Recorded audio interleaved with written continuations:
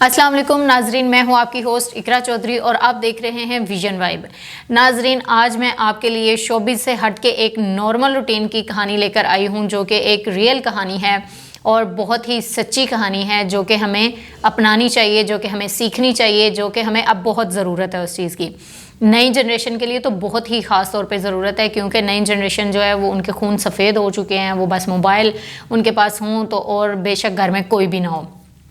Even that माँ को अपने बच्चे की कोई कदर नहीं है या परवाह नहीं होती है, और बच्चे को अपनी माँ की, बहनों की, बहन भाइयों की और आने वाले रिलेटिव्स की, किसी की भी कोई परवाह नहीं है। कोई आ रहा है, कोई जा रहा है, कोई बैठा हुआ है, कोई मतलब उनको कोई परवाह नहीं है। बस उनके पास फ़ोन हो और एक कमरा हो खाली, उसमें कोई भी ना हो, बाकी जो भी बैठा हो वो बस अपने फ़ोन के साथ लगे हो, उनको कोई ना डिस्टर्ब करे।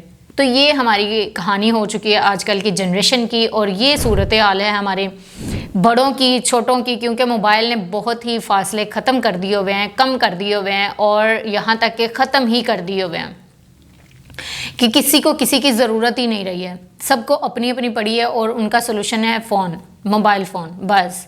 तो हमें चाहिए कि हम एक दूसरे को समझें, फ़ोन को साइड पे करें, एक दफ़ा उसको ज़िंदगी से निकाल दें और एक दूसरे को समझें। अगर तो हमारी नई जनरेशन लड़कियां हैं, लड़के हैं जिनकी शादियां हो रही हैं, तो उनका भी बेसिकली तो अब यही हो चुका है कि आगे जाती हैं तो सास का भी वही बिहेवियर होता है कि फ़ोन में जो चीज़ देखी वही उनका दिल करता है कि अपनी बहू के साथ रिएक्ट करें। लेकिन ऐसा नहीं है, कहीं कहीं अभी भी दुनिया है जो कि समझती है सब चीज़ों को मोबाइल से हट के। तो आज मैं आपको एक रियल स्टोरी बताने जा रही हूँ जो कि नायला की है। तो नायला वो अपनी कहानी खुद नहीं बता रही, कहानी उसी की है, लेकिन अपनी कहानी वो खुद नहीं बता रही, उसकी कहानी उसकी सास बता रही हैं। तो उसकी सास का क्या कहना है, वो उसकी सास कहती हैं कि जब मेरी शादी हुई थी तो मेरे साथ मेरी सास का बिहेवियर काफ़ी स्ट्रिक्ट था। इस तरह का था कि मुझे कभी कभी समझ ही नहीं आती थी कि मैं क्या करूँगी तो वो खुश होंगी। मतलब कुछ भी वो करती थी ना, तो उसकी सास का मुंह, उसका फेस टेढ़ा मेढ़ा और ना मज़ीद गुस्से वाला ही हो जाता था कि वो कुछ भी करती थी। नेक्स्ट टाइम वो करती थी कि चलो मैं इससे बताती भी वो नहीं थी कि ये काम सही नहीं है, इस तरह नहीं करो, इस तरह करो, लेकिन मूड भी उनका ख़राब हो जाता था। तो उनका कहना है कि मैं नेक्स्ट टाइम उसी काम को थोड़े दूसरे तरीके के साथ करती थी कि शायद ये वाला मेरा तरीका सही हो और इनको पसंद आ जाए, लेकिन वो उससे भी ज़्यादा उनका बिहेवियर ख़राब हो जाता था। मीन्स दैट कहती कि मुझे 25, 35, 40 साल में ये समझ आई कि मुझे क्या करना चाहिए, और मैं हमेशा खामोश रहती थी। मैं कहती थी काम ठीक है, सब कुछ देखना, देखते देखते समझ आई गई कि इनको कौन सा काम कैसे पसंद है। तो ऐसे ही मैंने तभी सोच लिया था कि जब मेरे घर बेटा पैदा हुआ तो मैंने तभी सोच लिया था कि मैं जब इसकी शादी करूँगी, इसकी बीवी घर आएगी, तो मैं इस तरह का बिहेवियर कभी भी नहीं यूज़ करूँगी। कुछ खातून होती हैं, कुछ लड़कियां इस तरह की होती हैं, कुछ औरतें इस तरह की होती हैं जो कि सोचती हैं कि मेरे साथ ऐसा हुआ है ना, तो जब मेरी बहू आएगी ना तो मैं भी ऐसा ही करूँगी। कुछ का माइंड ये चीज़ होती है कि जब मेरी बारी आएगी तो मैं भी ऐसे ही करूँगी और मैं भी देखूँगी कि कितना मज़ा आता है।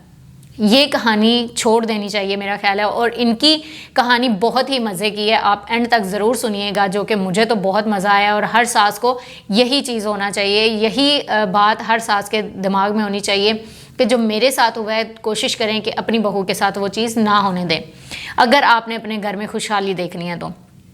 बहुत ही कोई टॉर्चर्ड सास होती हैं जो कि जिनको ये होता है कि हमेशा लड़ाई रहे, घर में रौनक रहे, बस ऐसी।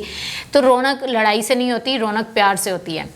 तो यही इनका भी कहना है। इनका कहना है कि जब मेरे बेटे की शादी हुई, देखते देखते दिन बढ़ते गए, गुजरते गए, आखिरकार वो दिन आ ही गया कि मैंने अपने बेटे की शादी की, और बहुत ही अरमान थे दिल में कि अपने बेटे की शादी करूँगी, बहू को घर लेकर आऊँगी, तो ऐसे ये सारे चाव पूरे करूँगी।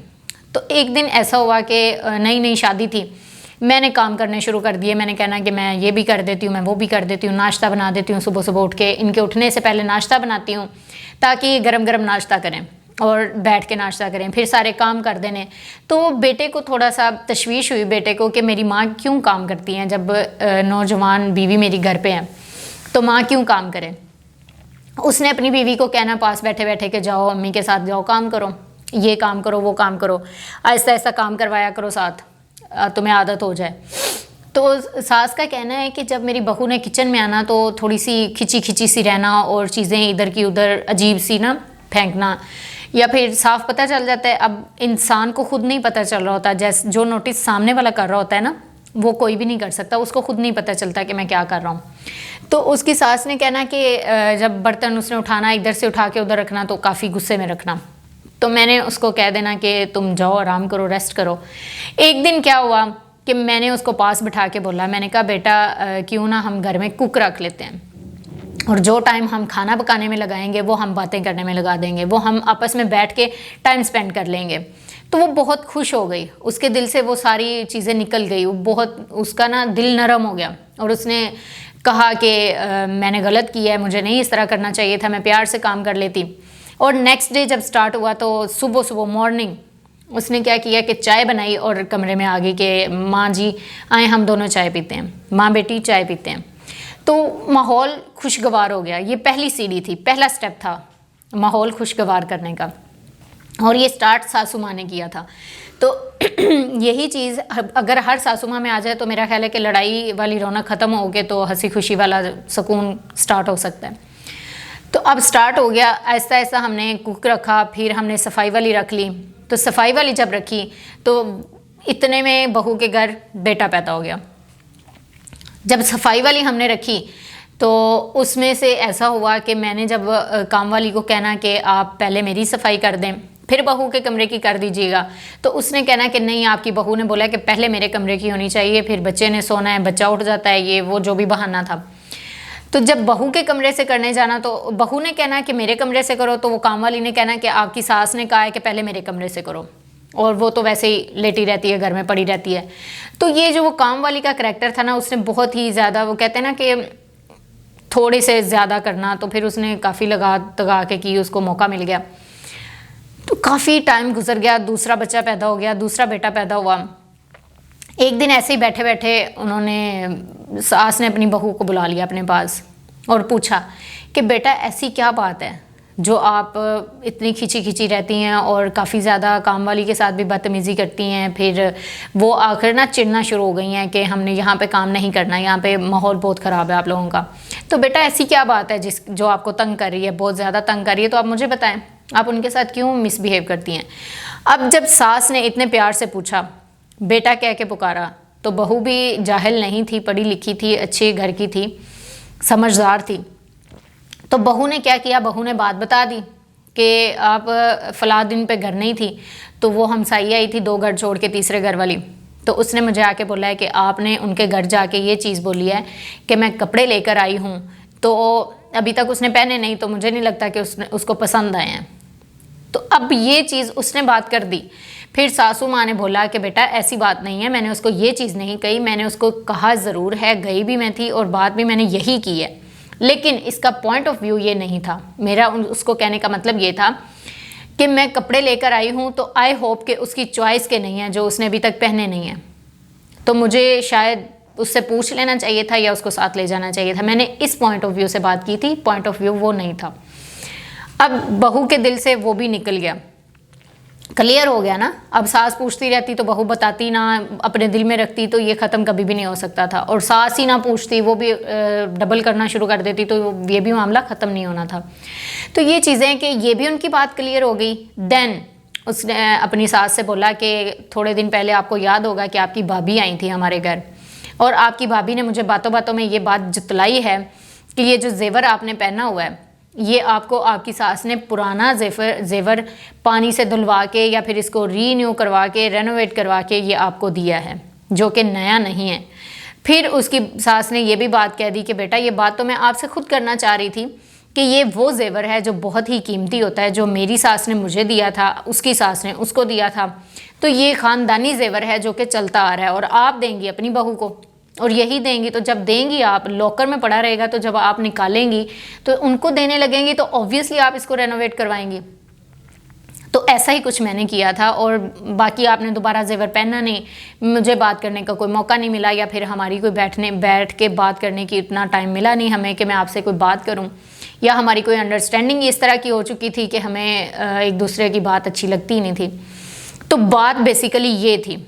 अब सास ने भी अपनी बात क्लियर कर दी, बहू ने भी अपनी बात बता दी, उसके भी दिल से उसकी सारी जो भी थी उसकी निकल गई, गलतफहमियां दूर हो गई। तो अब सास और बहू, वही बात है कि सास का यही कहना है कि वो दिन जाए, आज का है कि हमारे मोहल्ले से, हमारे रिश्तेदारों में से कोई भी आके हमारे घर में मेरी बहू के साथ मेरी कोई बुराई करता है तो वो आगे से उसको वो बातें सुनाती हैं कि वो खुद ही आगे से तारीफ भी शुरू हो जाता है। मीन्स दैट कि नेगेटिव कोई बात करता है तो उसके साथ वो उल्ट हो जाती हैं, उसको इतनी पॉजिटिव बातें बताती हैं, मेरी तारीफ इतनी करती हैं कि वो बंदा खुद तारीफ करने पे मजबूर हो जाता है। तो मेरे साथ भी ऐसा ही होता है कि अगर मेरे साथ मेरी बहू की कोई बुराई करे कि हम ऐसे आए थे तो आपकी बहू ये बात कर रही थी, तो मैं यकीन ही नहीं करती, मैं कहती हूँ ऐसा हो ही नहीं सकता। तो मैं भी उसको इतनी बातें सुनाती हूँ आगे से कि वो बंदा फिर ना मजबूर हो जाता है तारीफ़ करने पे कि वाकई ये चीज़ है। तो वो, उनके 3 बच्चे हो गए हैं, 3 बेटे और 1 बेटी है माशाल्लाह उनकी, कि कहते हैं कि वो मेरी इतनी खिदमत करते हैं, इतनी खिदमत गुजार हैं कि जब तक वो सुबह उठते हैं, उठते साथ मुझे नहीं देख लेते, दादों को नहीं देख लेते तो उनकी सुबह नहीं होती, या रात को सोने से पहले अगर वो मेरे कमरे में आके घंटा 1.5 घंटा नहीं गुजार लेते तो उनकी रात नहीं गुजरती। तो मेरे बहू और बेटा भी आज तक मेरी उतनी ही रिस्पेक्ट करते आ रहे हैं उस दिन के बाद जब हमारी क्लियरेंस हो गई थी, जब आपस में हमने सॉर्ट आउट कर लिया था। उन्होंने मुझे शिकवा बताया, मैंने उसको क्लियर कर दिया। तो उतनी खिदमत बेटा नहीं करता जितनी खिदमत मेरे पोते करते हैं, मेरी और पोती करते हैं। तो पहले मेरा 1 बेटा था, आज माशाल्लाह मेरे 4 बेटे हैं और 1 बेटी है। तो आपस में सॉर्ट आउट करने का ये मकसद होता है कि गैरों को जो मौका मिला होता है ना आपके दरमियान, आप एक दफ़ा बात को गौर से सुनने लग जाए ना कि आप जो बहू है, ख़ास तौर पे ये मैं आजकल की न्यू जनरेशन के लिए कह रही हूँ, जो पढ़े लिखे तो हैं लेकिन उनमें अमल कुछ भी नहीं है, इल्म तो है लेकिन अमल नहीं है, उनमें गुस्सा बहुत ज़्यादा भरा हुआ है, उनमें ईगो बहुत है, उनमें सेल्फ़ रिस्पेक्ट बहुत है। तो रिश्ता निभाने के लिए सेल्फ़ रिस्पेक्ट भी मारनी पड़ती है, ईगो को तो बिल्कुल मिटा देना चाहिए अपनी ज़िंदगी से। तो मेरा ख़ास पैगाम ये न्यू जनरेशन के लिए है और सास के लिए भी है जो अपनी बहू को देख नहीं पसंद करती। जैसे कि अगर कोई बात कर दे कि मैंने आपकी बहू को वहाँ देखा था या मैंने आपकी बहू के मुंह से ये आपकी बुराई सुनी थी, तो सास यकीन कर ले, नहीं करना चाहिए, यकीन बिल्कुल नहीं करना चाहिए। अगर आप आपस में मजबूत हैं, गिरहें जितनी मजबूत हों कोई भी काटने से भी नहीं कटती हैं। तो अगर आप आपस में मजबूत है तो बाहर वाले किसी बंदे को कोई आपका पॉइंट नहीं मिल सकता, बाहर वाला बंदा आपका रिश्ता नहीं तोड़ सकता। तो आपस में मजबूत रहें, दूसरों को मौका ना दें प्लीज़। और मेरा ये बात बताने का मकसद ये था कि ये आज भी मौजूद हैं, ऐसी सास भी, ऐसी बहू भी मौजूद हैं, तो आप क्यों नहीं, सब बन सकते हैं। आपस में मजबूत रहें और देखते रहिएगा विजन वाइब। और इसके साथ मुझे दें इजाज़त, अल्लाह हाफिज़।